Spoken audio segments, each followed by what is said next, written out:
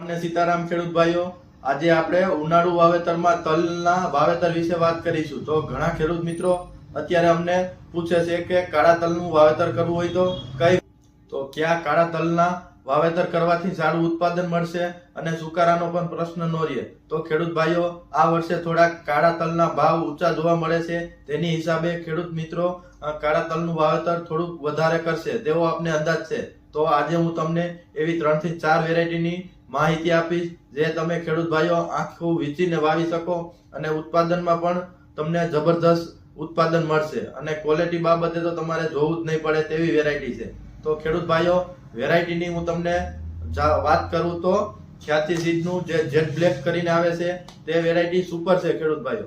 અને ઠેઠ નીચેથી લગીને છેક ઉપર લગીને એક સરખો દાણો તમને જોવા મળશે અને ક્વોલિટી પણ એકદમ કાળા રંગનો ઘાટો દાણો જોવા મળશે અને માલ લાગવાની સંખ્યા પણ ખૂબ સારી છે.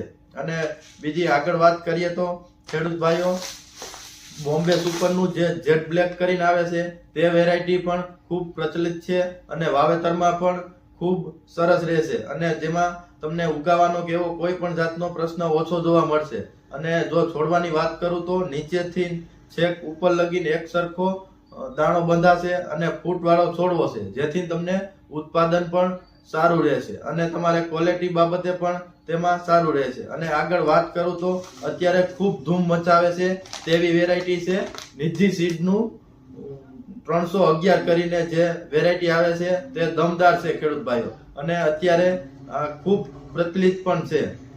તો ખેડૂત ભાઈઓ, 311 કરીને જે નિધિની વેરાયટી આવે છે તે પણ તમે ખેડૂત ભાઈઓ વાવી શકો છો. અને આના ખાસિયતની તમને વાત કરું તો એકદમ નીચેથી 3 થી 4 આંગળની જગ્યા છોડશે અને ત્યાંથી છેક ઉપર લગીને બેઠિયાની સંખ્યા તમને જોરદાર જોવા મળશે અને એકદમ છોડવો ફૂટ વાળો છે. તેની હિસાબે તમને ઉત્પાદન પણ ખૂબ સરસ મળશે. તો ખેડૂત ભાઈઓ, આ જે નિધિનું 311 કરીને આવે છે તેનો હું તમને ખેડૂતના અભિપ્રાયની વાત કરું તો ગયા વર્ષે અમે આ વેરાયટી આપેલી હતી તો ખેડૂતને 15 થી 16 મણ સુધીનું ઉત્પાદન આ વેરાયટીમાં મળેલું છે.